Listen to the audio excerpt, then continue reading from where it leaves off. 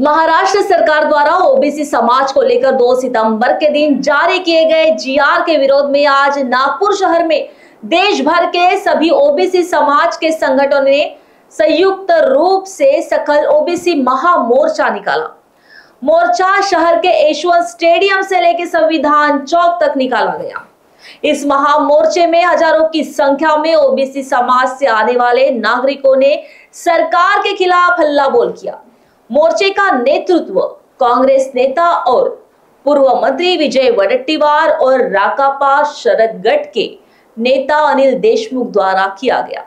वडेट्टीवार ने कहा कि हम मराठा आरक्षण के विरोधी नहीं, लेकिन ओबीसी समाज के हक पर आज नहीं आने देंगे। मोर्चे में मौजूद लोगों के अनुसार ओबीसी समाज को दिया जा रहा आरक्षण धोखा है।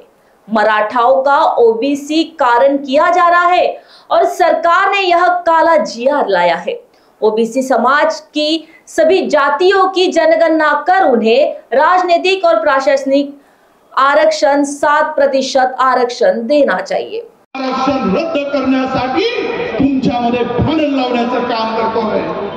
कधी समजा, कधी तुमच्या लक्षात येईल ज्या सरकारने 2 सप्टेंबरचा जीआर काढला, तो जीआर वाचा तर हे कुठले नाचे आणि सोंगे आहेत, सोंगे आहेत की पोंगे आहेत हे तुमच्या लक्षात येईल।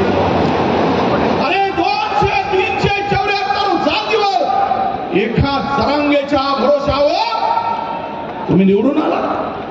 तुम्ही सांगत होता माझा डीएनए ओबीसी आहे, तुमचा डीएनए ओबीसी आहे, तर तुम्हाला 374 जातींनी त्या खुर्चीवर बसावा, त्यांचा विसर तुम्हाला कसा पडला?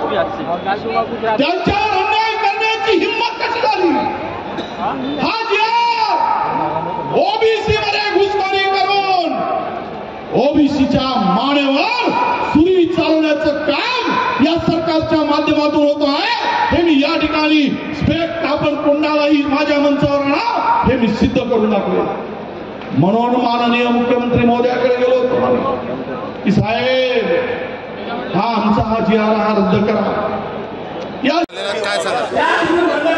असं आहे की सर्व पक्षाचे ओबीसीचे नेते एकत्र आलेले आहेत आणि सर्वांची मागणी आहे की 2 सप्टेंबरचा जो जीआर जो ओबीसी समाजासाठी अतिशय अन्यायकारक आहे, हा जीआर भारतीय जनता पार्टीच्या सरकारने त्वरित मागे घ्यावा ही आमची मागणी आहे।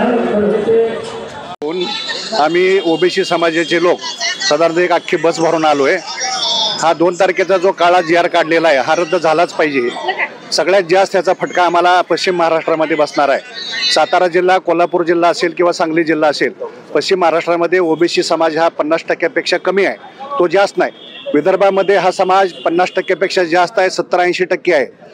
अगदी ओबीसी, व्हीजीएनटी, एसबीसी किंवा SC ST जरी एकत्र केले तरी पश्चिम महाराष्ट्रामध्ये हा समाज 50% कमी असल्यामुळं त्या ठिकाणी आम्हाला फार मोठ्या प्रमाणामध्ये चिरडलं जाण्याची शक्यता आहे। आणि त्यासाठी या पश्चिम महाराष्ट्रातल्या ओबीसी समाजाच्या पाठीमागं या विदर्भातल्या सगळ्या पिवळ्या वादळानं उभं राहावं, यासाठी आम्ही या ठिकाणी एक मागणी करण्यासाठी आलो आहोत। मदतीची आम्ही भीक मागण्यासाठी आलेलो आहोत। मोठ्या प्रमाणामध्ये आज पश्चिम महाराष्ट्रातून या ठिकाणी या मोर्चासाठी ओबीसी समाज आलेला आहे। याच्यामध्ये सर्व जाती धर्माचे लोक आहेत, सर्व सकल ओबीसी लोक आहेत। आणि हा जर 2 तारखेचा काळा जीआर रद्द नाही झाला तर ह्याचा सगळ्यात जास्त फटका मी म्हटल्याप्रमाणे ओबीसी जनतेला बसणार आहे। युवकांचे आरक्षण हे धोक्यात आहे, ओबीसी समाजांचे युवकांचे आरक्षण हे निश्चितच धोक्यात आहे, कारण की मराठ्यांचे ओबीसीकरण करण्यात येत आहे। आणि आमचं म्हणणं हेच आहे की त्यांना स्वतंत्र तुम्ही आरक्षण द्या। हा काळा जीआर सरकारने काढला आहे, ही सरकार ओबीसी विरुद्ध आहे, हे सरकार ओबीसीच्या विद्यार्थ्यांच्या विरुद्ध आहे। याच्यावरून ओबीसीचे विद्यार्थी आहेत त्यांच्या भविष्यावर एक क्वेश्चन मार्क तयार होत आहे आणि त्यांना वाटेकरून निर्माण करण्याचं काम हे सरकार करत आहे। आणि या सरकारने हा जर काळा जीआर रद्द केला नाही तर यापेक्षाही तीव्र आंदोलन आपण सकल ओबीसी महामोर्चातर्फे करू। लोकवाहिनी डिजिटल न्यूज के लिए अविनाश तोतड़े की रिपोर्ट।